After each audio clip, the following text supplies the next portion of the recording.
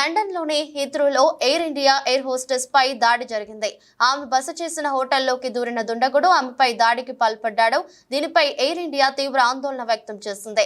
హీత్రూలోని Radisson red హోటల్లో బస చేసిన ఎయిర్ హోస్టెస్ నిద్రలేచి చూసేసరికి ఆమె గదిలో ఓ ఆగంతుడు కనిపించాడు. ఆ వెంటనే అతడు ఆమెపై దాడి చేసి నేలపై పడేసి ఈడ్చి పడేశాడు. దీంతో ఆమె అరుస్తూ గది నుండి బయటకు వచ్చేందుకు ప్రయత్నించింది. దీంతో ఆమెను మరోమారు వెనక్కి లాగి పడేసి దుండగుడు దాడి చేశాడు.